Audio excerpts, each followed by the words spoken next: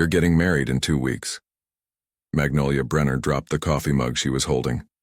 The sound of porcelain shattering on the worn kitchen floor echoed like a gunshot, but it didn't compare to the thunderclap those 6 words caused in her chest. I'm going to... What? She blinked at her father, certain she'd misheard. Maybe it was the exhaustion from pulling 3 shifts this week. Or perhaps she was having an aneurysm. That would be less absurd. Gerald Brenner couldn't look at his daughter. His eyes, normally so warm, were fixed on his own trembling hands on the battered table. Beside him, Helena, Magnolia's mother, was crying silently, a crumpled tissue pressed against her lips. Dad? Magnolia's voice came out thinner than she would have liked. Is this some kind of really bad joke? Because if it is, I swear, I did something terrible, Maggie. Gerald's voice broke. Something unforgivable. The childhood nickname made her heart clench. Magnolia pulled out a chair and sat down slowly, her legs suddenly unable to support her. At 26, she was used to dealing with crises. She worked as a nurse in a public hospital, had 2 side jobs to help at home, and still found time to make her mother laugh and convince her father that better days would come. But this was different.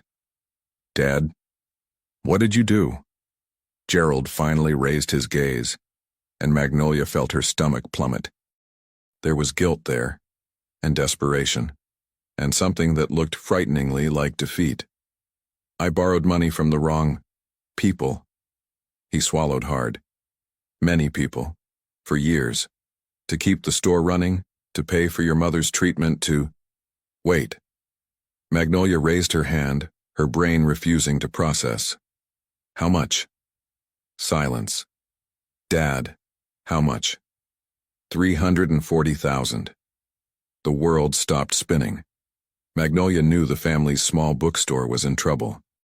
She knew about her mother's expensive treatments, who had been fighting rheumatoid arthritis for 5 years. She knew things were tight. But this... $340,000, she repeated, stunned. Dad, how is this even possible? How did you let it get to this point? I thought I could turn it around. Gerald covered his face with his hands. Every month I thought, next month will be better. But the store doesn't sell like it used to. The interest kept growing, and I just kept digging the hole deeper.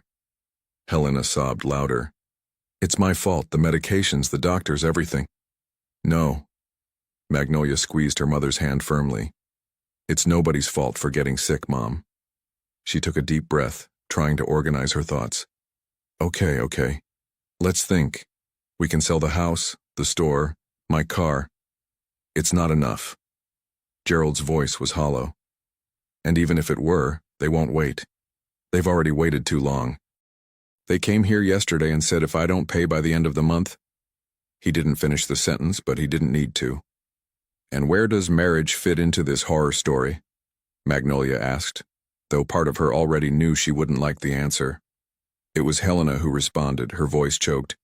Callum Voss. Magnolia raised her eyebrows. The Callum Voss, owner of Voss Industries? The billionaire who appears in magazines being horrible to everyone? His father is our main creditor, Gerald explained. Or rather, Barnaby Voss's company bought most of my debt 6 months ago. When the enforcers came yesterday, they made a proposal. Let me guess. I'm the proposal. Gerald nodded miserably. Apparently, Callum is problematic. Very problematic. He's 32 and has been in and out of trouble since he was a teenager. Reckless driving, bar fights, gambling, women. The tabloids love him for all the wrong reasons. Barnaby is desperate. He's getting older, has health issues, and wants to see his son settle down before it's too late. But no respectable family in their social circle will let their daughter near Callum anymore.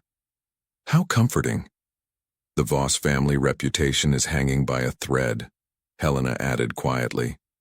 Barnaby thinks marriage might stabilize him, give him a reason to straighten out. And they chose me because you're not from their world, Gerald said bluntly. You have nothing to lose reputation-wise. And because... He hesitated. Because Barnaby's investigator did a background check. He said you're exactly the kind of person who might actually have a chance at getting through to Callum. Someone real. Someone good. Magnolia laughed bitterly. Oh, fantastic. So I'm some kind of redemption project? A character-building exercise for a spoiled rich brat? Maggie, I would never ask this of you under normal circumstances. Tears were streaming down Gerald's face now. But they said if you agree, all debts will be forgiven. Completely. And they'll give us $50,000 to start over. And if I don't agree? Silence again. The loudest silence Magnolia had ever heard. They said they'd make an example. Gerald's voice was a hoarse whisper. Not just of me, of the whole family. Magnolia felt something freeze in her veins. She looked at her mother, fragile and frightened. At her father, a good man who had made terrible mistakes out of love. At the modest house where she'd grown up, filled with happy memories despite all the hardships. How long would I have to stay married? 1 year, Helena answered quickly, a spark of hope lighting in her eyes. Their lawyer said 1 year. After that you can divorce, receive financial compensation and move on with your life. 1 year, 12 months, 52 weeks of living with a man known for being reckless, spoiled, and absolutely insufferable. Magnolia had read about him in the gossip magazines that circulated at the hospital. Callum Voss, 32, heir to a steel and technology empire, handsome as sin and with a reputation that made hell look welcoming. He'd crashed 3 sports cars in 2 years. Got banned from half the exclusive clubs in Manhattan. Been photographed stumbling out of clubs with different women every week. A real Prince Charming, clearly. Mom, you don't have to do this. Helena held her daughter's face with trembling hands. We'll find another solution.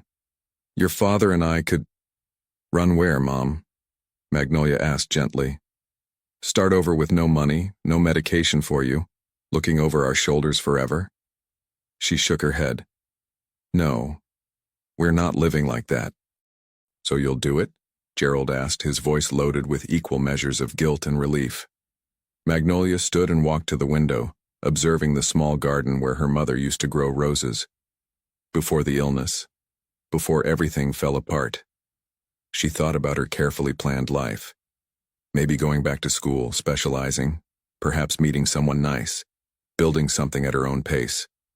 All of it evaporated in 6 words spoken on a Thursday morning. When's the wedding? She asked, her voice surprisingly steady. 2 weeks from now. Saturday, October 4th, Gerald replied. It'll be small, just to fulfill the legal formality. And I'll live with him? At the Voss estate. It's part of the agreement. Of course it was. Magnolia turned to her parents, and something in her solidified. She hadn't chosen this situation, but damn it, she would choose how to react to it. The Brenners were survivors. They always had been. All right, I'll do it. Helena let out a sob of relief and horror mixed together. Gerald just nodded, unable to speak. But there are conditions, Magnolia continued, surprising herself with her own firmness. First, all the money promised to you has to be in a contract, no verbal agreements. Second, I want my own lawyer reviewing everything before I sign anything. Third, she looked directly at her father, you seek help, therapy, financial counseling, whatever it takes, so we never get to this point again. Gerald nodded vigorously. Yes, all of that, I promise, Maggie. And fourth, Magnolia added, a stubborn spark of defiance in her brown eyes. If this Callum Voss thinks he can treat me like property just because his father bought my family, he's in for a very unpleasant surprise. Helena let out a wet laugh. That's my girl. When do I meet the groom? Magnolia asked, the word groom coming out with all the enthusiasm of someone saying root canal. Tomorrow night. Dinner at the Voss estate. 7 o'clock. Gerald handed her a thick card with an address in gold embossing. The driver will pick you up at 6:30. Magnolia took the card, feeling its disproportionate weight. Great. So I have 24 hours to prepare to meet the man I'm going to spend the next 12 months of my life with. No pressure at all.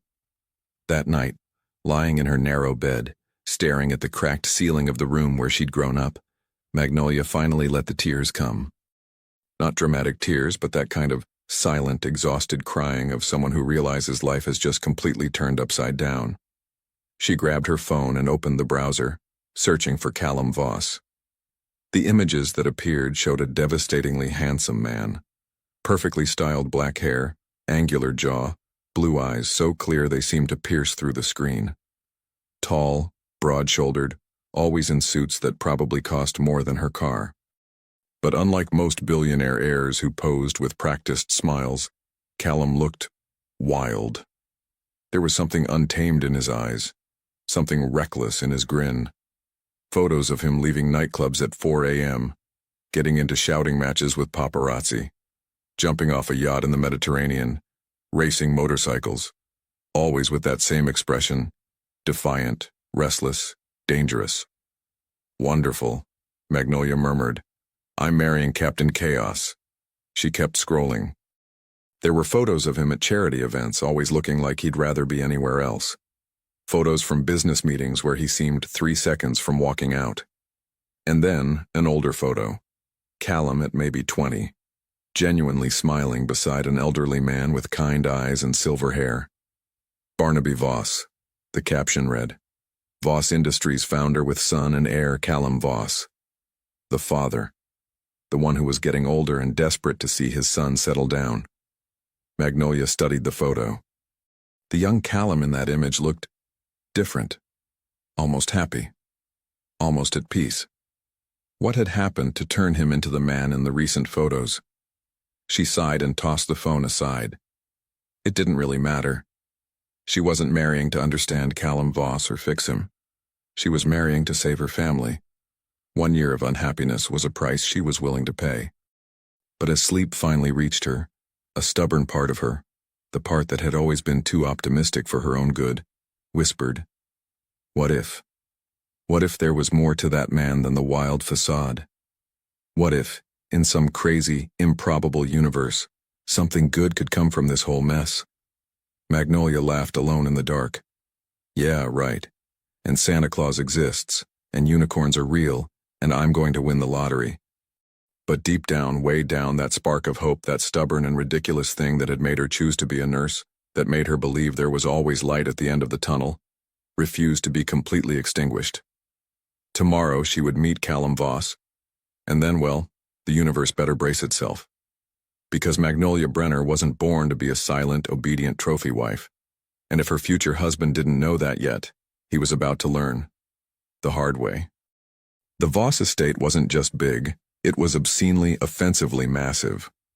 As the Blacktown car rolled through iron gates that probably cost more than Magnolia's entire neighborhood, she pressed her face against the window like a kid at a zoo, except she was pretty sure she was the one in the cage. Holy, she whispered, watching the main house materialize through perfectly manicured grounds. It looked like someone had kidnapped a French chateau and dropped it in the middle of Connecticut. This is where people actually live? The driver, a stoic man named Robert who hadn't said more than 3 words during the 30-minute drive, allowed himself a small smile in the rearview mirror. Wait until you see the inside, Miss Brenner. Please, just Magnolia. Or Maggie. Miss Brenner makes me sound like a librarian. You'll be Mrs. Voss soon enough, Robert said, and Magnolia's stomach did that unpleasant swooping thing again. Right. Mrs. Voss. Mrs. Callum Voss. She'd practiced saying it in the mirror that morning and nearly laughed herself sick. It sounded like a joke. A very expensive, legally binding joke. The car stopped in front of marble steps that led to doors tall enough for giants. Magnolia smoothed down her simple navy dress, the nicest thing she owned that didn't have coffee stains, and wished desperately that she'd let her friend Sierra talk her into buying that new outfit. Too late now. You've got this, she muttered to herself. It's just dinner, with a billionaire, and his problem child, who you're marrying, in 2 weeks, no big deal. Robert opened her door, and she stepped out into the cool October evening. The air smelled like old money and fresh anxiety. The front doors opened before she could even reach them, revealing a woman in her 50s with steel gray hair pulled into a severe bun, and an expression that suggested she'd been sucking lemons for breakfast. "Miss Brenner, I'm Mrs. Hemsworth, the house manager. You're 4 minutes early." "Is that bad?" Magnolia asked, genuinely confused. "Mr. Voss appreciates punctuality." Mrs. Hemsworth's tone suggested that being early was somehow worse than being late. "Follow me. Mr. Voss Sr. is waiting in the East drawing room." East drawing room. Because of course there were multiple drawing rooms, Magnolia followed Mrs. Hemsworth through a foyer that could fit her entire house, trying not to gawk at the crystal chandelier the size of her car, the sweeping staircase that belonged in a movie, the actual paintings that looked suspiciously like originals. "Quick question," Magnolia ventured. "Is Callum, Mr. Voss Jr., is he—" "Mr. Callum is running late," Mrs. Hemsworth said crisply. "As usual." They stopped before ornate double doors. Mrs. Hemsworth knocked twice, waited for a response, then pushed them open. The room was all dark wood and leather, shelves lined with books that looked actually read, unlike the decorator books in the foyer. A fire crackled in a fireplace large enough to roast a pig, and in a leather wingback chair, wrapped in a burgundy smoking jacket that belonged in a different century, sat Barnaby Voss.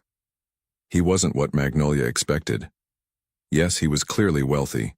Everything about him screamed old money, but his face was kind. Deeply lined, weathered by time and probably worry, but kind. His eyes, a faded blue, lit up when he saw her. "Ah, you must be Magnolia." He started to rise, and Magnolia quickly moved forward. "Please, don't get up on my account, Mr. Voss." "Barnaby, please, we're going to be family after all." He settled back with a grateful smile and gestured to the chair across from him. "Sit, sit. Can Mrs. Hemsworth get you anything? Wine? Whiskey? Courage?" Magnolia couldn't help it. She laughed. "That last one, definitely. 2 whiskeys, Mrs. Hemsworth, the good stuff." Barnaby winked at Magnolia as the house manager departed with obvious disapproval. "She hates when I give alcohol to guests before dinner, says it's uncivilized. I say civilization is overrated." Magnolia found herself relaxing slightly. "I like you already." "Good, because you're one of the few people who will." Barnaby studied her with sharp eyes that missed nothing. "I read the report my investigator compiled about you. Impressive young woman. Nursing degree, top of your class, works 3 jobs, volunteers at a free clinic on Sundays. Either you're a saint, or you're terrible at saying no." "The second one," Magnolia admitted. "Definitely the second one." "That's what I thought. That's why I chose you." The bluntness startled her. "You chose me?" "Oh, my investigators found several candidates in similar financial difficulties." He said it delicately. "But you were the only one who seemed like you might actually give a damn. The others were just looking for a paycheck." "And I'm not?" "You are," Barnaby said frankly. "But you're also the kind of person who will try. Who will see past the mess my son has made of himself and maybe, just maybe, find whatever's left of the good kid he used to be." Mrs. Hemsworth returned with 2 crystal glasses of amber liquid. Magnolia took a sip and tried not to cough. It burned like liquid gold going down. "Easy," Barnaby chuckled. "That's 50-year-old scotch. It demands respect." "Everything in this house demands respect," Magnolia muttered. "Not everything. Certainly not my son." Barnaby's expression grew serious. "I should warn you, Magnolia. Callum is difficult, and he doesn't know about the arrangement." Magnolia nearly choked on her second sip. "I'm sorry, what?" "He knows he's meeting a potential bride. I told him I'd cut off his trust fund if he didn't at least show up for dinner. But he doesn't know about your family's situation. He doesn't know this is essentially arranged. So he thinks I'm just some gold digger throwing herself at him?" "Probably." Barnaby had the decency to look apologetic. "I thought it was better this way. Callum has a tendency to sabotage things when he knows they're for his own good." "Great. Fantastic. This keeps getting better." A door slammed somewhere in the house, followed by raised voices. Barnaby winced. That would be him now. "Brace yourself."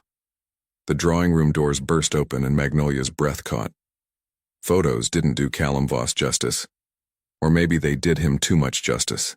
It was hard to say. He was tall, easily over 6 feet, with the kind of athletic build that came from active recklessness rather than gym memberships.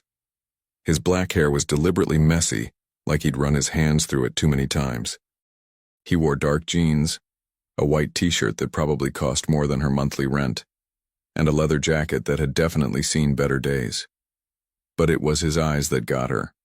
Bright blue, burning with something dangerous and volatile. They swept over her dismissively before locking on his father. "This is your emergency? A dinner party?" His voice was rough, probably from too many late nights and cigarettes. "I was in the middle of something, old man." "You were in the middle of getting thrown out of another club, from what I hear," Barnaby replied calmly. "It was a misunderstanding. You punched the bartender. He insulted me first." Magnolia cleared her throat. "Hi, I'm the awkward dinner guest. Magnolia. Nice to meet you." Callum's eyes swung to her and she felt the assessment like a physical touch. Dismissive. Bored. Already moving on. "Another one? Dad, how many women are you going to parade through here?" "Just this one," Barnaby said, "and you're going to marry her in 2 weeks." The silence that followed could have shattered glass. Callum laughed. Sharp, bitter, dangerous. "The hell I am." "The hell you're not." Barnaby's voice went steel hard. "I'm done, Callum. Done watching you destroy yourself. Done cleaning up your messes. Done hoping you'll magically grow up. You marry this girl. You stay married for 1 year or I cut you off completely. No trust fund. No credit cards. No cars. Nothing. You can't." "I can, and I will. I'm still chairman of the board, and they'll back me. You've embarrassed this family for the last time." Callum turned that blazing gaze on Magnolia and she forced herself not to flinch. "And you're okay with this? Being bought like property?" Something in Magnolia snapped. She stood up, planted her hands on her hips and met his stare head on. "I'm not being bought, you overgrown man-child. I'm making a deal. There's a difference. And frankly, judging by your reputation, I'm getting the worse end of the bargain. So how about you take that giant ego down a few notches and have some dinner like a civilized human being?" Callum blinked. Then, was that a smile? Just a flicker at the corner of his mouth? "Well," he said slowly, "at least you've got a spine. That's new." "Oh, I've got lots of things," Magnolia shot back, "including a very low tolerance for spoiled brats throwing tantrums." Barnaby was grinning openly now. "I like her. Callum, be reasonable. It's 1 year. 1 year of my life tied to a complete stranger." "1 year you were going to waste anyway," Magnolia said. "At least this way, your father gets some peace, I get to help my family, and you get to keep your fancy lifestyle. Everybody wins. Except I have to be married to you.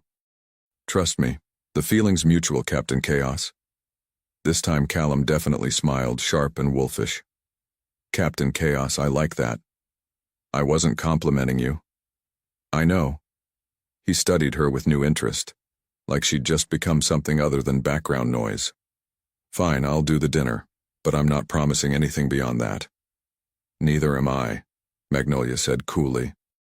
As Callum dropped into a chair and reached for the whiskey, Barnaby caught Magnolia's eye and gave her the subtlest of nods. Round 1, survived. Only about 1,000,000 more to go.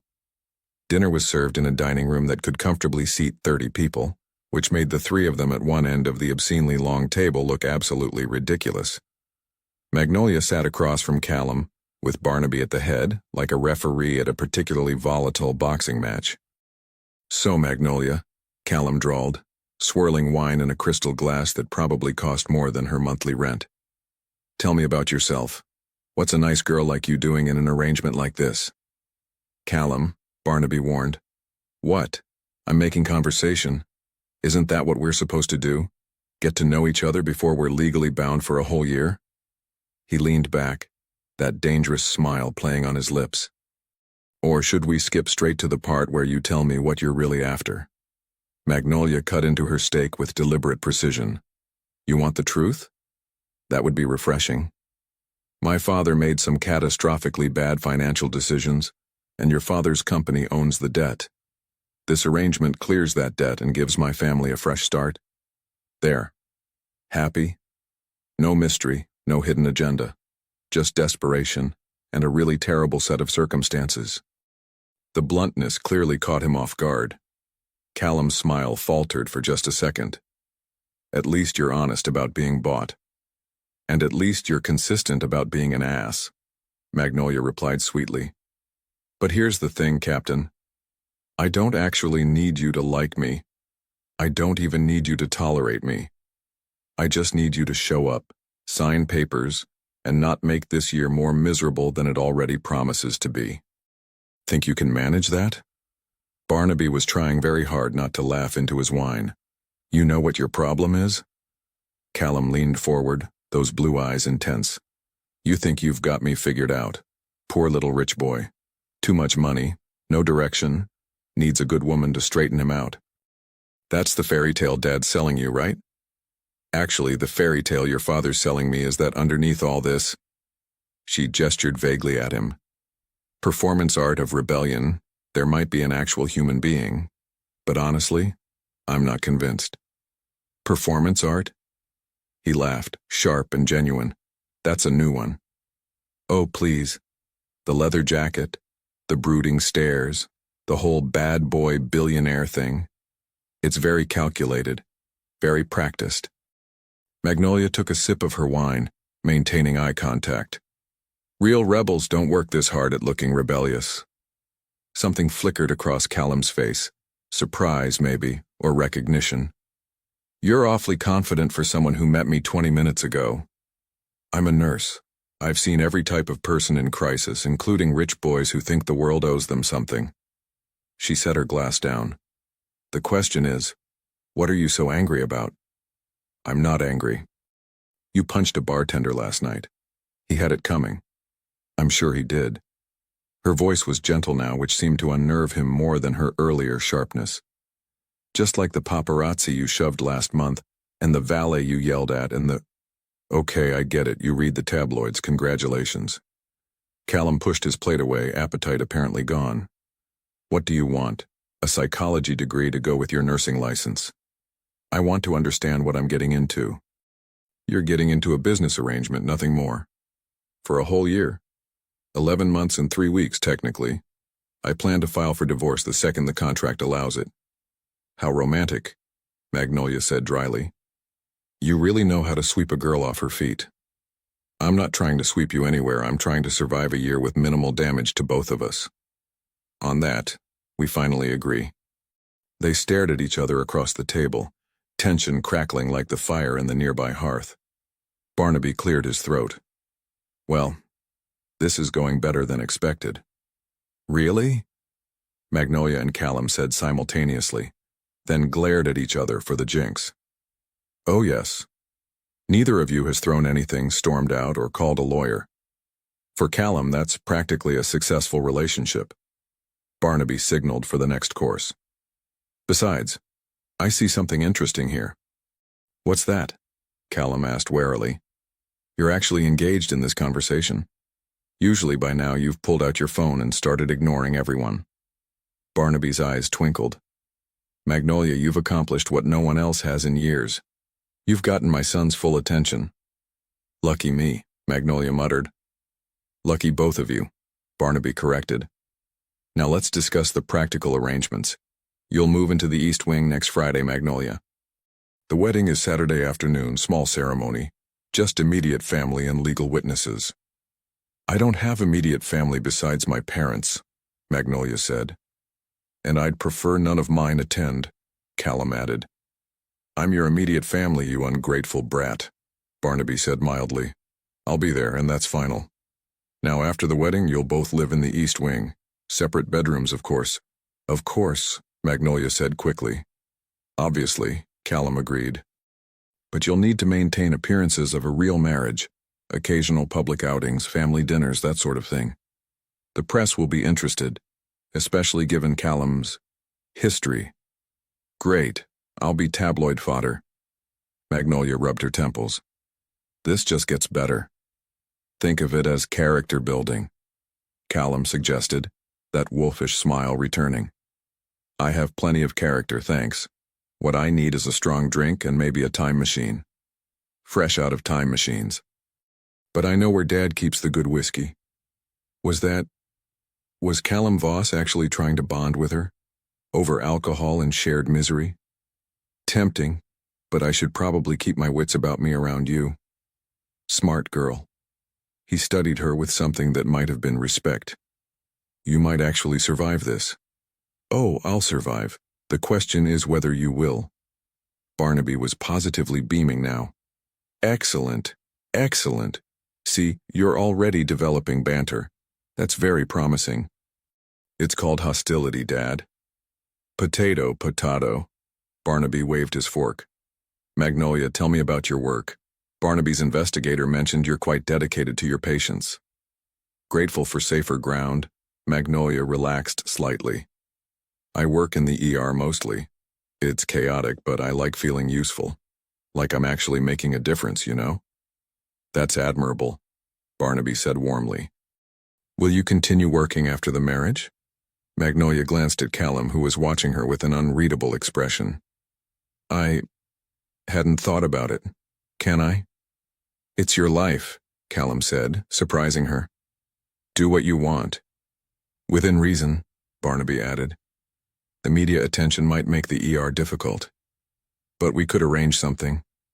Perhaps at the Voss Foundation's private clinic? You have a private clinic?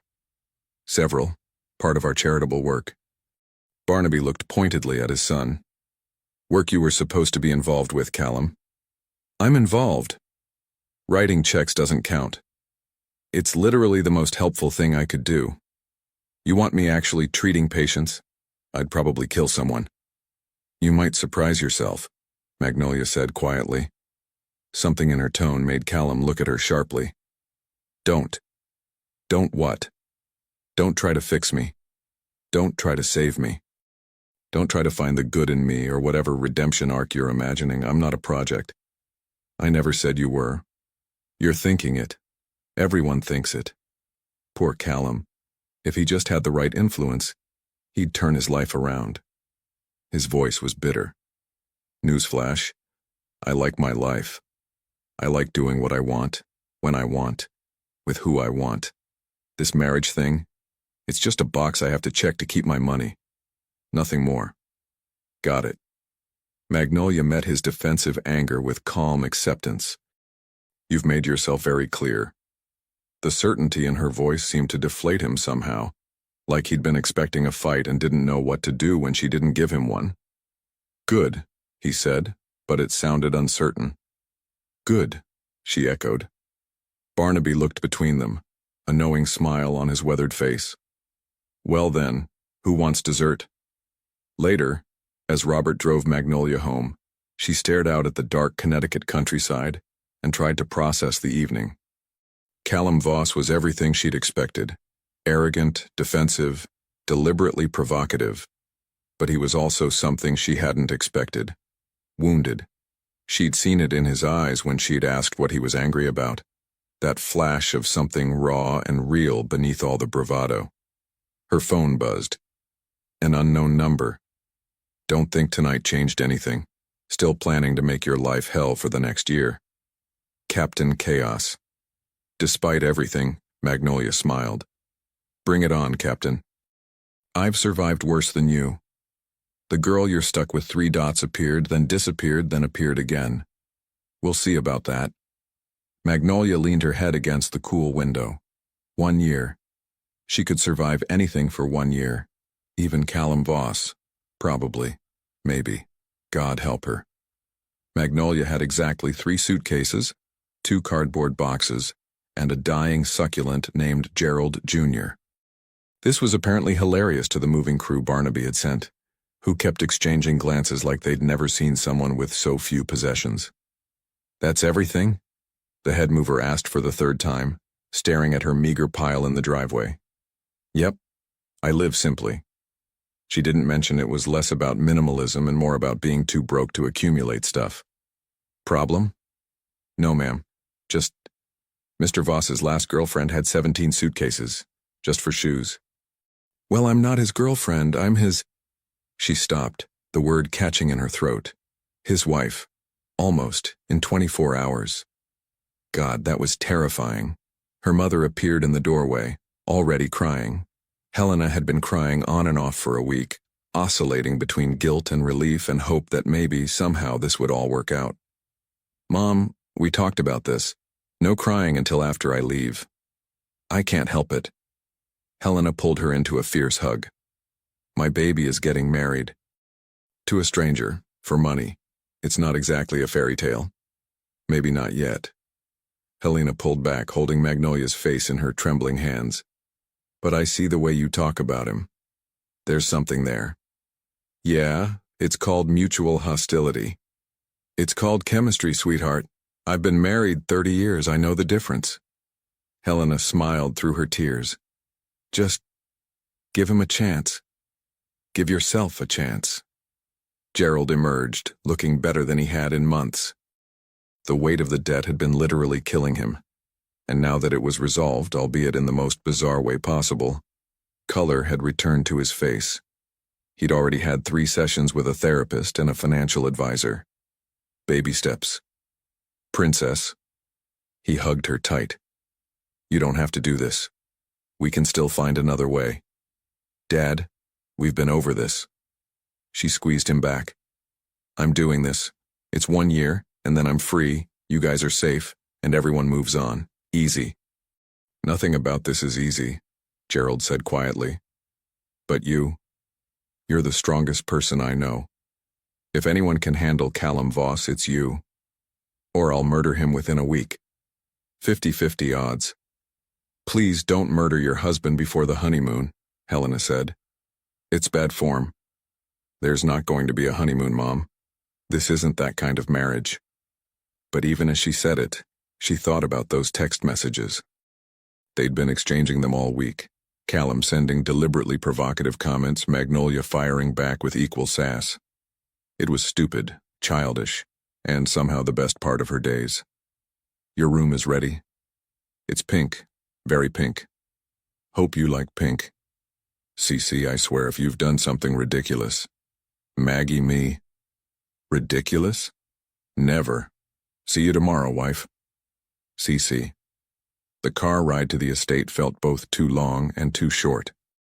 Robert, who'd apparently been assigned as her permanent driver, maintained his comfortable silence while Magnolia alternated between calm acceptance and complete panic. Robert, can I ask you something? Of course, Miss Magnolia. What's Callum really like when cameras aren't around? Robert was quiet for a long moment. Mr. Callum is complicated. He wasn't always the way he is now. What changed? That's not my story to tell, miss. But I will say this, beneath all that anger, there's a good man. He's just forgotten how to be him. They pulled through the gates, and Magnolia's stomach did acrobatics. This was it. This was really happening. The front doors burst open before Robert could even park, and Callum came striding out in jeans and a faded band t-shirt, looking annoyingly perfect for someone who'd probably just rolled out of bed at 2 p.m. Welcome to prison, he announced cheerfully. Your cell is this way. Good afternoon to you too, sunshine. I don't do sunshine, I do sarcasm and day drinking. He peered into the car. Where's your stuff? In the trunk. All of it? All of it. He looked genuinely puzzled. But you're a woman. Don't you have, like, 1,000 pairs of shoes and enough makeup to paint a small army? Stereotype much? I have 4 pairs of shoes and exactly 1 makeup bag. Deal with it. Huh. He grabbed her suitcases like they weighed nothing. You're weird. Says the man who texted me 17 times yesterday about why I should watch his favorite anime. It's a masterpiece of storytelling. It's literally about teenagers piloting giant robots. Exactly. Masterpiece. He started toward the house, and she followed, trying not to smile. This was the Callum from the texts. Playful, almost boyish, his guard temporarily down. Mrs. Hemsworth appeared in the foyer. lips pursed in disapproval at Callum's casual attire. Mr. Callum, you were supposed to be dressed appropriately to welcome your fiancée. She's seen me. I'm welcoming. This is appropriate. He gestured to his outfit. Plus, we're moving boxes. You want me in a tux? I want you to show some decorum. Decorum is overrated, right, Maggie? Magnolia was saved from answering by Barnaby's appearance at the top of the stairs. The old man was beaming. Magnolia? Welcome, welcome. Come, let me show you your quarters. Callum, stop antagonizing Mrs. Hemsworth. It's my favorite hobby. Find a new hobby. Marriage, perhaps. Low blow, Dad. The East Wing was absurdly large. 5 bedrooms, 3 bathrooms, a sitting room, and a private library. Her room was, thankfully, not pink. It was decorated in soft creams and blues with a 4-poster bed that looked like something from a magazine and windows overlooking gardens that probably required a full-time staff. It's... wow. Magnolia turned in a slow circle. This is bigger than my entire apartment. And right across the hall from Callum's room, Barnaby said pointedly. So you two can, interact. Or avoid each other efficiently, Callum suggested from the doorway. Where's the fun in that? Barnaby winked at Magnolia. I'll leave you to settle in. Dinner at 7. Try not to kill each other before then. After Barnaby left, an awkward silence fell. Callum leaned against the doorframe, hands in pockets, watching her with an unreadable expression. So, this is weird, he finally said. Extremely weird. Tomorrow we'll be married. Yep, to each other. That's generally how it works. He laughed, short and sharp. You know what the funny part is?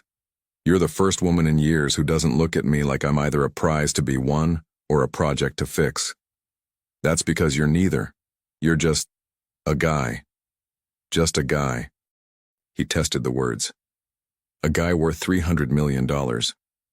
A guy who texts way too much about anime and apparently can't wear proper clothes to greet his future wife.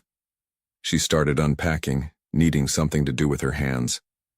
The money's irrelevant to me. I mean, obviously it's the reason I'm here, but you as a person? The money doesn't make you interesting.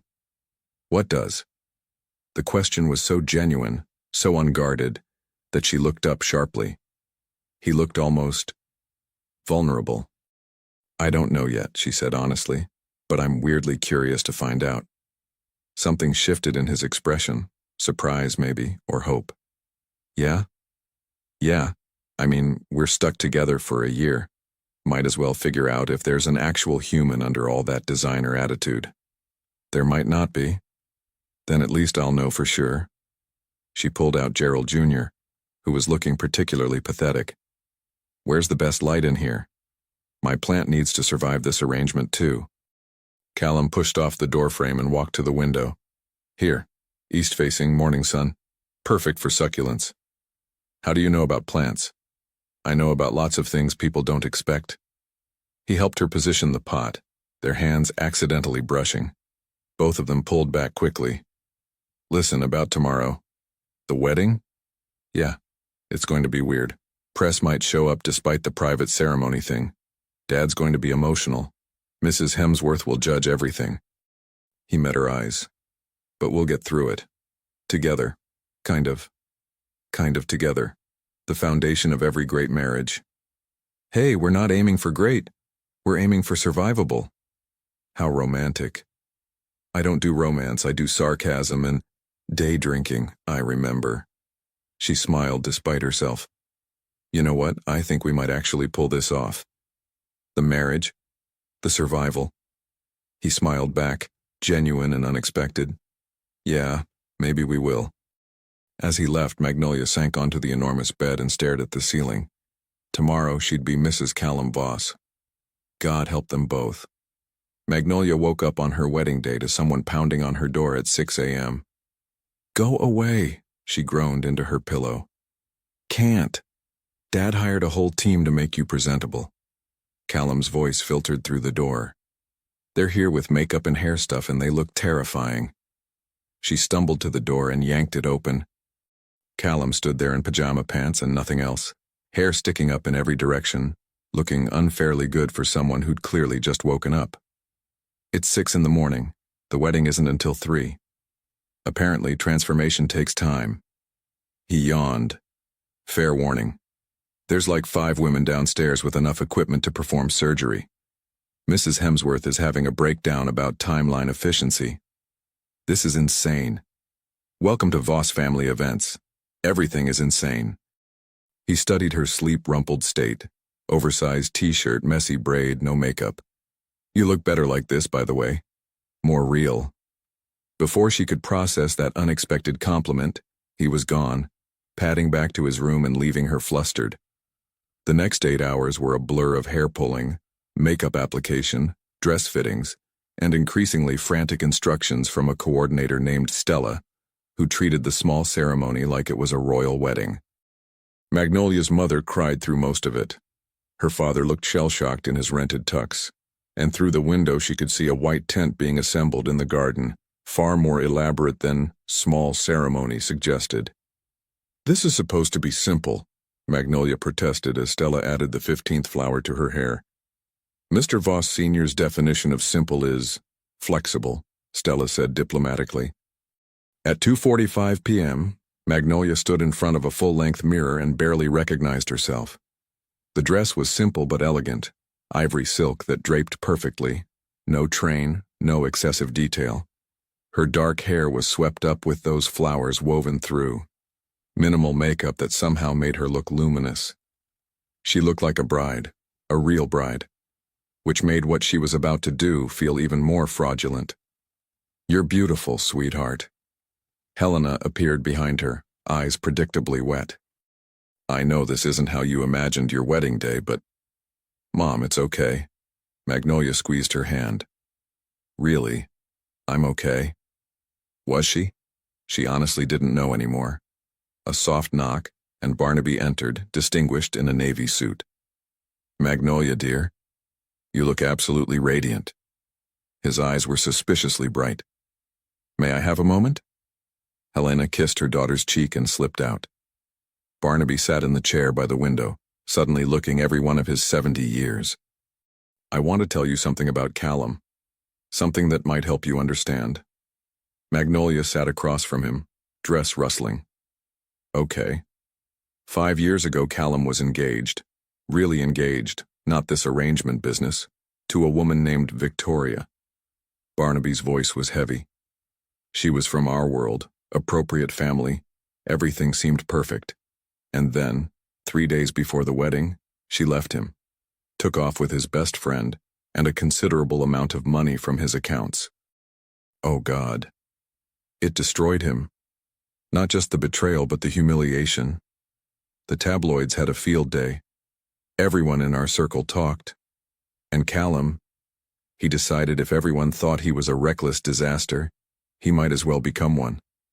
Barnaby met her eyes. He's not who he pretends to be, Magnolia. He's protecting himself the only way he knows how. Why are you telling me this?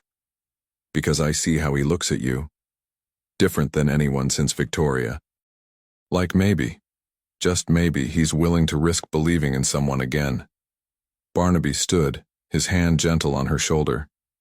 Be patient with him, and more importantly, don't let him push you away when he inevitably tries. Before Magnolia could respond, Stella burst in. It's time! The garden was transformed into something from a magazine. White chairs, fairy lights even in daylight, flowers everywhere. Maybe 40 guests, all of them Barnaby's friends and business associates. On Magnolia's side, just her parents looking overwhelmed. And at the altar, under a flower-draped arch, stood Callum. He wore a perfectly tailored black suit, his dark hair actually combed for once. And when he saw her walking down the makeshift aisle on her father's arm, his expression shifted into something she couldn't quite read. Surprise, appreciation, fear. All three, maybe. Gerald placed her hand in Callum's, whispering, "Take care of my girl." Callum's grip tightened almost imperceptibly. "I will." The officiant began speaking, but Magnolia barely heard it. She was too focused on Callum, on the way his jaw tensed, on how his thumb absently stroked the back of her hand like he didn't realize he was doing it. "Mr. Voss, do you take this woman to be your lawfully wedded wife?" Callum's eyes locked on hers. For a moment she thought he might bolt. Then, "I do." His voice was steady, but his hand trembled slightly in hers. "And Miss Brenner, do you take this man to be your lawfully wedded husband?" This was it, the point of no return. 1 year of her life, legally bound to a man she barely knew, for money, for survival, for... She looked at Callum, really looked, past the armor, past the reputation, past everything, and saw someone just as terrified as she was. "I do." Relief flickered across his face. "Then by the power vested in me, I now pronounce you husband and wife.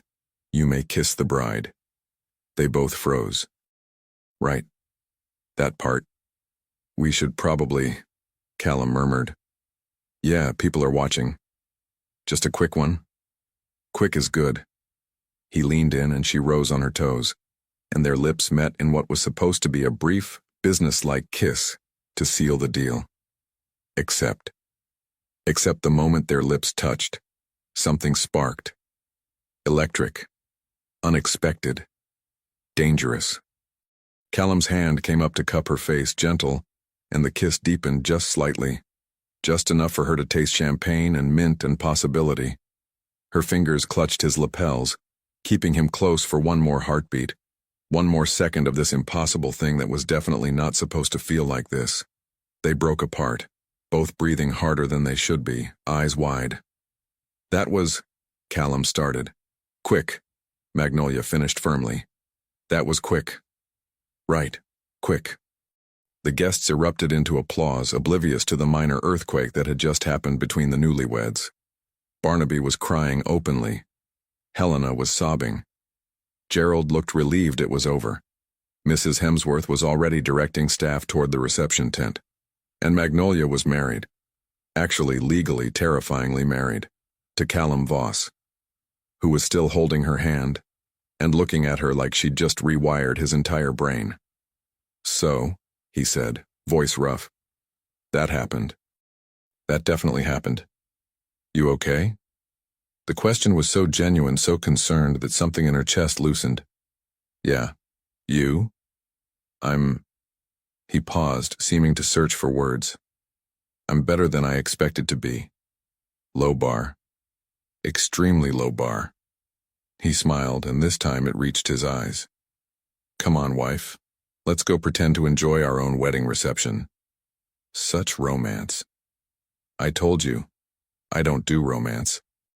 But as they walked toward the reception tent, his hand still holding hers, his thumb still tracing absent patterns on her skin, Magnolia thought maybe, just maybe, he was lying. To her, or to himself, she wasn't sure yet. The reception was elegant chaos. Champagne flowed, a string quartet played, and everyone kept congratulating them like this was a normal wedding. Magnolia smiled until her face hurt, made small talk with strangers, and tried not to think about that kiss. That kiss that was supposed to be nothing. That kiss that felt like everything. She caught Callum watching her from across the tent, his expression unguarded for just a moment. When their eyes met, he raised his champagne glass in a small private toast. To survival, that gesture said, or maybe, just maybe, to something more. Magnolia raised her glass back. 1 year. They could do this for 1 year. And if that kiss was any indication, it was going to be the longest, most complicated, most dangerous year of her life. She couldn't wait. God help her. She actually couldn't wait. The reception ended at 11, which felt simultaneously too soon and not soon enough. Magnolia's feet ached from heels, her face hurt from smiling, and her brain was still short-circuiting from that kiss. That stupid, perfect, completely inconvenient kiss. Ready to escape? Callum appeared at her elbow, tie loosened, jacket discarded somewhere, looking disheveled and dangerous. God, yes, my feet are staging a revolt. Without warning, he swept her up into his arms. Magnolia yelped, grabbing his shoulders for balance. "What are you doing?" Carrying my bride over the threshold, it's tradition. His grin was wicked. Plus, Dad's watching, and we should probably sell this whole marriage thing. You're ridiculous. You married me. What does that make you? Currently questioning my life choices. But she didn't actually want him to put her down. His arms were solid, warm, and being carried felt absurdly romantic for something that was supposedly just for show. Callum navigated the house easily, nodding to staff who tried very hard not to stare. When they reached the east wing, he gently set her down outside her door. There, threshold crossed. Marriage official. He stepped back, shoving his hands in his pockets. So, this is weird. You keep saying that. Because it keeps being true. He leaned against the wall, studying her. You looked beautiful today. I don't think I said that. You were too busy looking terrified. I was terrified. I still am. His honesty was disarming. Not of you. Of this. Whatever this is becoming. Magnolia's heart hammered. It's not becoming anything. It's an arrangement. Right. An arrangement where we kiss like that. That was for show. Was it? He pushed off the wall, moving closer. Not touching, but close enough that she could smell his cologne, see the flecks of darker blue in his eyes. Because I'm pretty sure that kiss was a lot of things, Maggie. But for show wasn't one of them. She should step back, create distance, remind him of the boundaries. Instead, she tilted her chin up defiantly. Maybe you're just a good actor. Maybe. His voice dropped lower. Or maybe I've been thinking about doing that since the moment you called me an overgrown man-child at dinner. That's a weird thing to find attractive. I'm a weird guy. He reached up, tucking a loose strand of hair behind her ear, the gesture unbearably gentle. Nobody talks to me like you do. Nobody looks at me like I'm just a person. You are just a person, Callum. Am I? Because most days I feel like a collection of tabloid headlines and bad decisions. His hand lingered near her face, not quite touching, like he was afraid to cross that final distance. And then you show up and treat me like I'm normal, and it's terrifying and amazing and I don't know what to do with it. Magnolia's breath caught. This vulnerable, honest Callum was more dangerous than the cocky playboy. This version could actually hurt her. We should keep boundaries, she whispered, even as every cell in her body screamed to close the distance between them. Probably. Separate rooms, separate lives. Smart. 1 year and done. That was the deal. Neither of them moved. Callum. I know. He dropped his hand, stepped back, and the loss of his proximity felt physical. I know. You're right. Boundaries. Smart. He ran his hand through his hair, messing it up further. I should let you get some sleep. It's been a long day. Yeah, long day. Good night, Maggie. Good night, Callum. He turned toward his door, got it halfway open, then stopped. Hey. For what it's worth, I'm glad it's you. What? This arrangement, this year, I'm glad it's you I'm stuck with. He smiled, soft and genuine. Could have been a lot worse. Before she could respond, he disappeared into his room, door clicking shut. Magnolia stood frozen in the hallway for a solid minute, then finally stumbled into her own room and collapsed on the bed, still in her wedding dress. What the hell was happening? This was supposed to be simple. Transactional. Survive a year, get divorced, move on. But nothing about Callum Voss was simple. She changed into pajamas mechanically, washed off the makeup, took down her hair. In the mirror, she looked like herself again, but something was different. Something had shifted. A soft knock made her jump. She opened the door to find Callum now in sweatpants and a t-shirt, holding 2 mugs. Couldn't sleep, he said. Made hot chocolate. Figured you might be awake too. He held out a mug. Peace offering for being weird in the hallway. You weren't weird. I was absolutely weird. I almost kissed you again. I know. You would have let me. I know that too. They stared at each other, the admission hanging between them like a live wire. This is complicated, Callum finally said. Very complicated. We should probably talk about it. Probably. He gestured toward her sitting room. Can I come in? I promise to stay on my side of the room and maintain all appropriate boundaries. Despite everything, she laughed. Fine. But you're sitting in that chair, and I'm sitting in this one, and there's a coffee table between us like responsible adults. Deal. They settled into their designated spots, sipping hot chocolate in surprisingly comfortable silence. Magnolia noticed he'd made it perfectly, not too sweet, with a hint of cinnamon. How'd you know how I like it? She asked. You ordered hot chocolate at that cafe near the hospital last week. Okay, this sounds creepy, but I was following you. That's very creepy. Not stalking. Dad asked me to check on you, make sure you were okay with everything. And I saw you at the cafe and you added cinnamon to your hot chocolate and I just remembered. He shrugged, embarrassed. That's actually kind of sweet, in a mildly disturbing way. Story of my life. He cradled his mug, staring into it like it held answers. Listen, about what Dad told you today, about Victoria. You don't have to. I want to. He looked up, eyes serious. He's right. I was engaged. She betrayed me. I became a disaster. Classic story. But what he didn't tell you is that I knew deep down that Victoria didn't really love me. She loved the idea of me, the money, the status, the lifestyle. And I convinced myself that was enough. Callum. When she left, it wasn't heartbreak. It was humiliation. Everyone had been right. I was just a checkbook with a pulse. So I leaned into it. Became the reckless playboy they all thought I was anyway. At least then I was controlling the narrative. Magnolia set down her mug, her heart aching for him. That's a lonely way to live. Very lonely. He smiled sadly. But safe. If you don't let anyone close, they can't hurt you. And now I'm married to someone who seems determined to actually see me as human, and it's absolutely terrifying. He met her eyes. You scare me, Maggie. Good. You scare me too. Yeah? Yeah.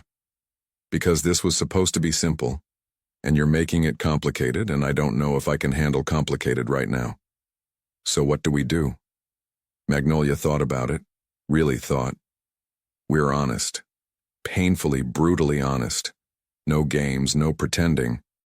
If something's happening between us, we acknowledge it. If it gets too much, we say so. And we remember that at the end of this year, we both walk away. Honest. I can do honest. He paused. Honestly, I like you, Magnolia Voss. More than I planned to. Hearing her new name sent a shiver through her. Honestly, I like you too, Callum Voss. And it's really inconvenient. The worst timing. Absolutely terrible.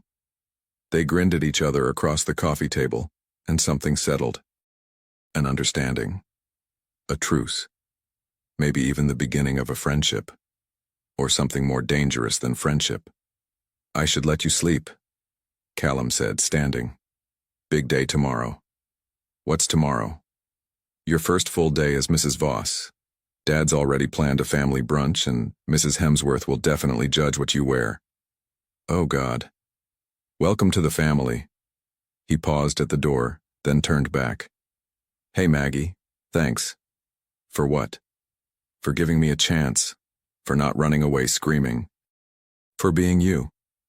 After he left, Magnolia crawled into bed and stared at the ceiling. 1 year. It was going to be the longest, most complicated, most wonderful year of her life. And she was absolutely, terrifyingly, completely ready for it. 3 weeks of marriage turned out to be nothing like Magnolia expected. For one thing, Callum was everywhere. Not in an intrusive way, but in a constant, steady presence kind of way. Morning coffee appeared outside her door. Funny texts arrived during her shifts at the Voss Foundation Clinic.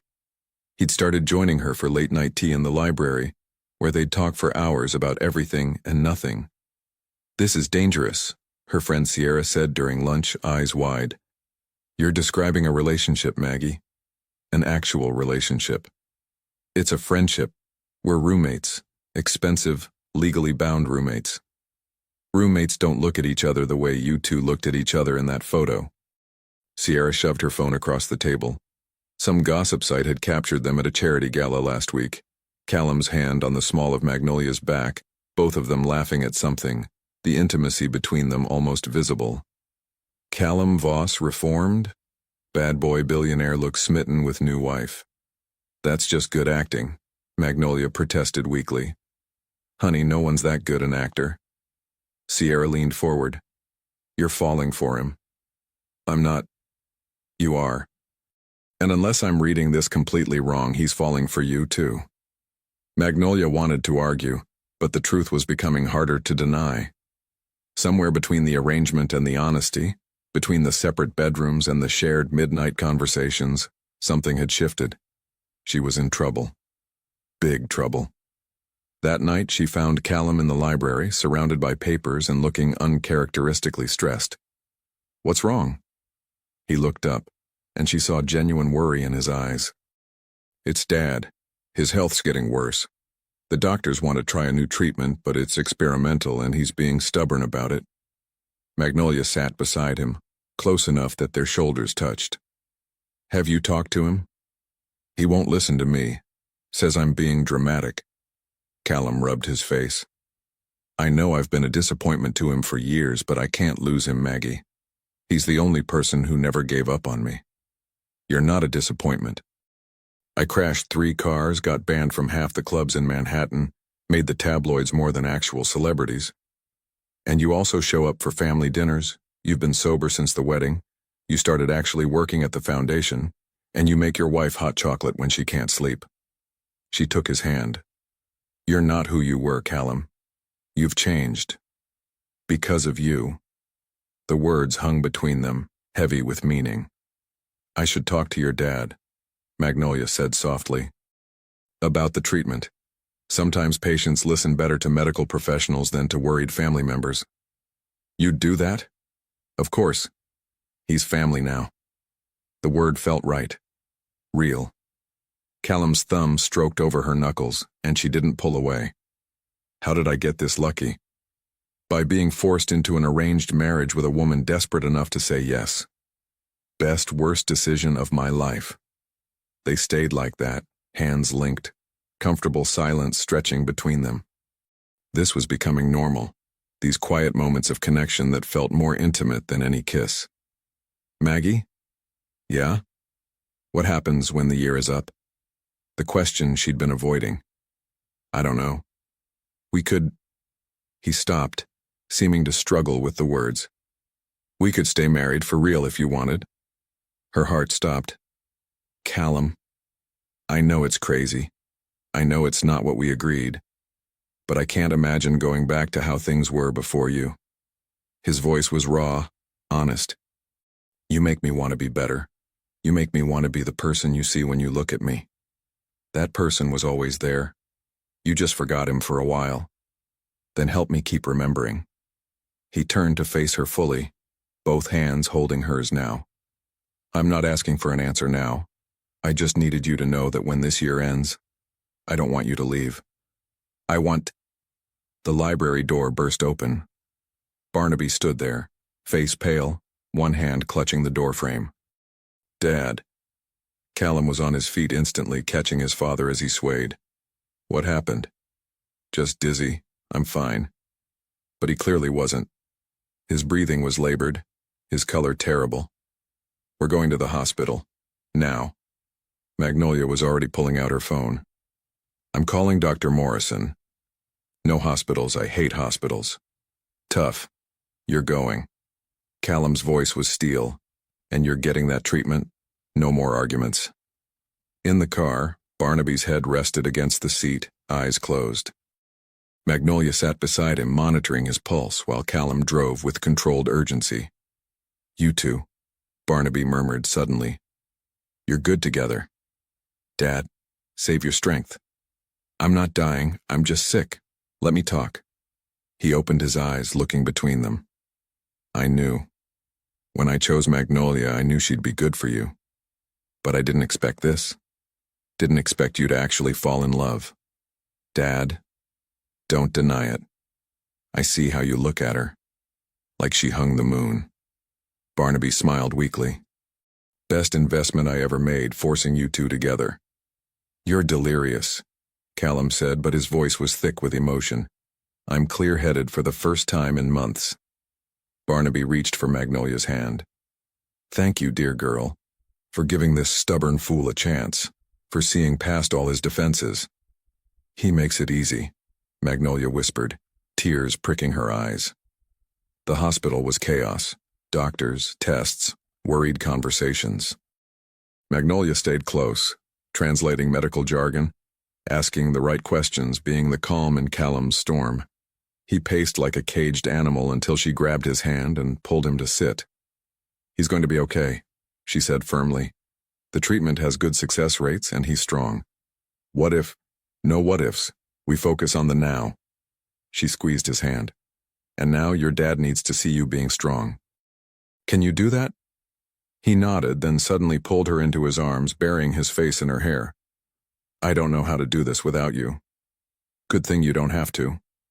They held each other in that sterile waiting room, and Magnolia realized with stunning clarity that this wasn't an arrangement anymore. This wasn't temporary. This wasn't convenient. This was love. Messy, complicated, inconvenient. Absolutely terrifying love. Hours later, Barnaby was stabilized and resting. The treatment would start next week. The prognosis was cautiously optimistic. Callum and Magnolia stumbled back to the estate at 3 a.m., exhausted and emotionally drained. At her bedroom door, he pulled her close again. Thank you. For everything tonight. That's what partners do. Partners. He tested the word. I like that better than arrangement. Me too. Maggie, what I said earlier before Dad got sick? I know. And She took a breath, gathering courage. I don't want to leave either. When the year's up, I want to stay. His eyes went wide. You do? I do. Again, apparently. She smiled through her tears. You're stuck with me, Captain Chaos. Best news I've had all day. He cupped her face, thumb brushing away a tear. Can I kiss you? For real this time, not for show, not for pictures. Just because I'm crazy about you and I can't stand not kissing you for one more second. I thought you'd never ask. This kiss was nothing like the wedding kiss. This was slow, deep, full of promise and possibility. His hands tangled in her hair, her fingers clutched his shirt, and the world narrowed to just this, just them, just this perfect moment of finally giving in to what had been building for weeks.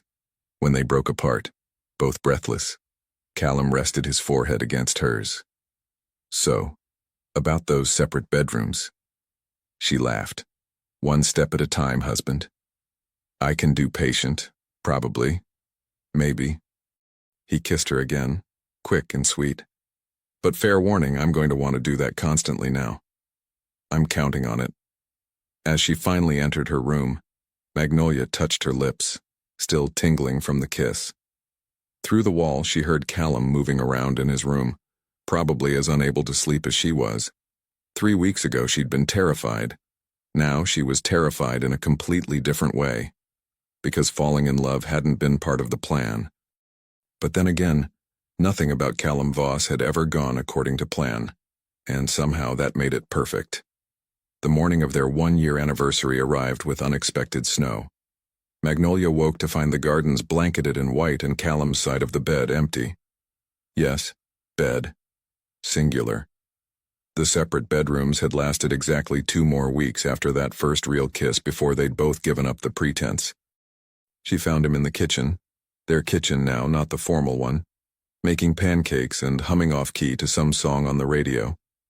He wore the ridiculous Kiss the Chef apron she'd bought him for Christmas, pajama pants, and nothing else. Morning, wife, he said, grinning as she wrapped her arms around him from behind. Morning, husband. She kissed his shoulder blade. Pancakes? Anniversary pancakes. Heart-shaped because I'm disgustingly romantic now, apparently. You are. It's terrible. I love it. He turned in her arms, spatula still in hand, and kissed her properly, Happy almost divorce day. Technically, we could file the papers today. We could. He kissed her again. But I have a better idea. Oh? Let's stay married. To each other. On purpose this time. She pretended to consider it. What are the benefits? Unlimited pancakes. My sparkling personality. That thing I do with my... She covered his mouth, laughing. Sold. I'll stay married to you. Best decision you'll ever make. He returned to the pancakes. Dad wants us at the main house for lunch, fair warning. He's being weird and secretive. Your dad is always weird and secretive. True. But this is extra weird. He keeps grinning. Barnaby's treatment had worked. The experimental therapy had put his condition into remission, and in the past months he'd regained his strength, his color, and his mischievous spark. He claimed Magnolia and Callum's happiness was the real cure, which made them both roll their eyes while secretly believing it might be a little bit true. Lunch turned out to be an ambush. The dining room was full, Helena and Gerald, beaming with pride. Mrs. Hemsworth looking almost approving for once. Robert, who'd become a friend. Even Sierra, who immediately mouthed, "I told you so," at Magnolia. "What's happening?" Callum whispered.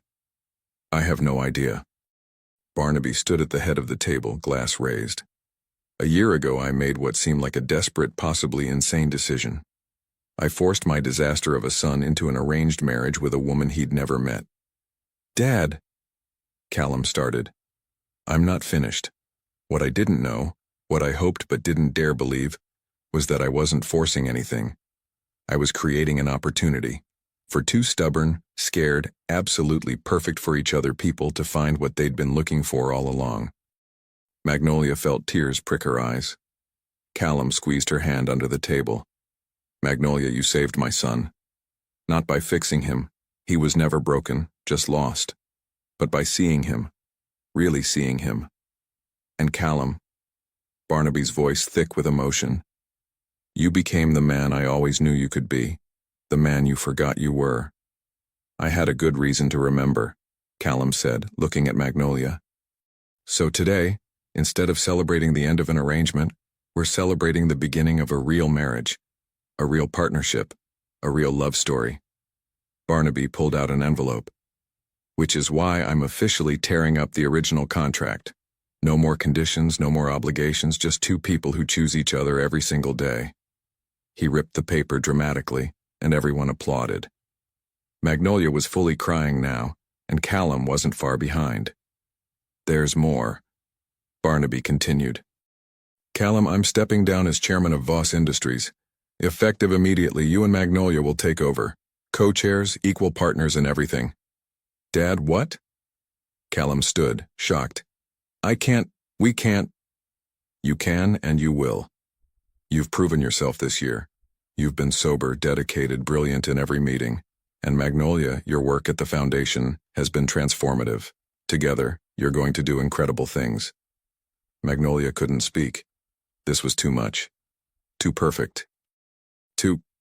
"There's one condition," Barnaby added with a wink. "Here we go," Callum muttered. "I want grandchildren. Plural, before I'm too old to enjoy them." "Dad!" Everyone laughed, the tension breaking into joy. Helena was sobbing happy tears. Gerald was shaking Barnaby's hand. Mrs. Hemsworth was actually smiling. Later, as snow fell outside and the party continued inside, Callum pulled Magnolia into the library, their place, where everything had changed. "So, co-chairs of a billion-dollar company. No pressure. We'll figure it out, we always do."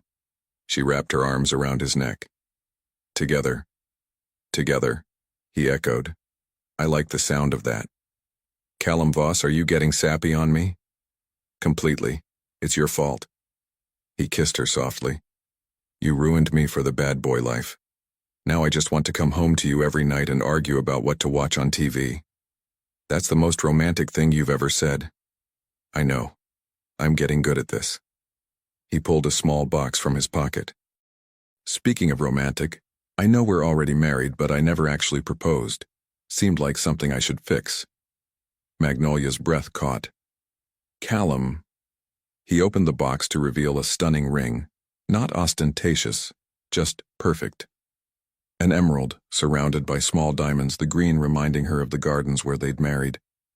Magnolia Brenner Voss, will you marry me again? For real this time?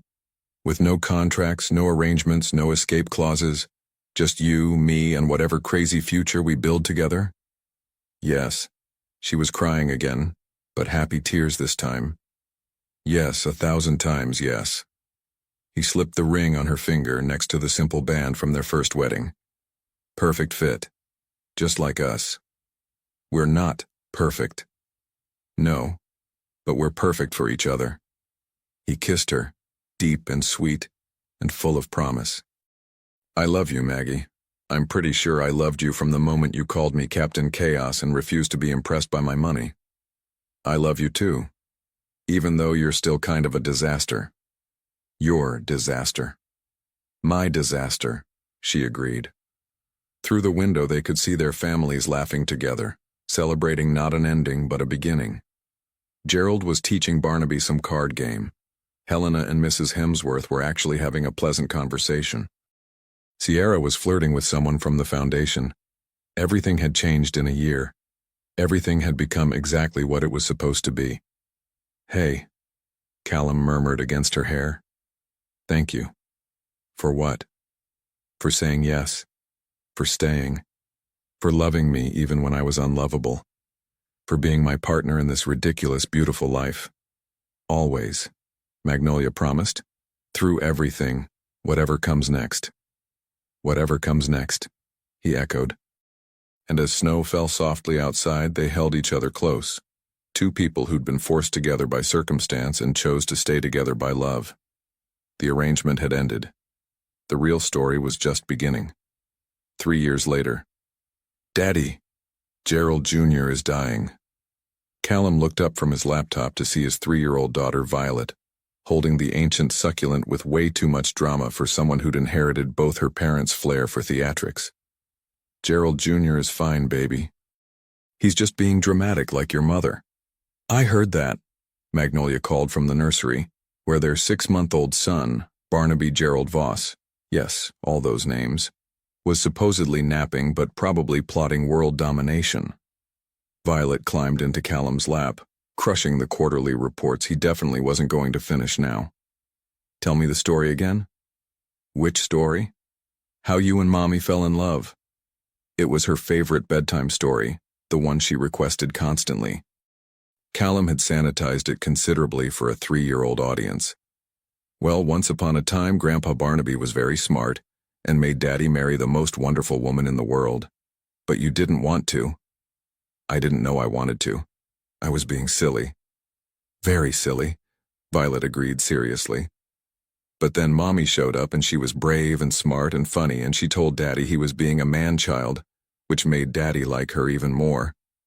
Magnolia appeared in the doorway, baby Barnaby on her hip, looking tired and radiant and absolutely perfect. Are you telling our daughter her origin story again? It's a good story. It's insane.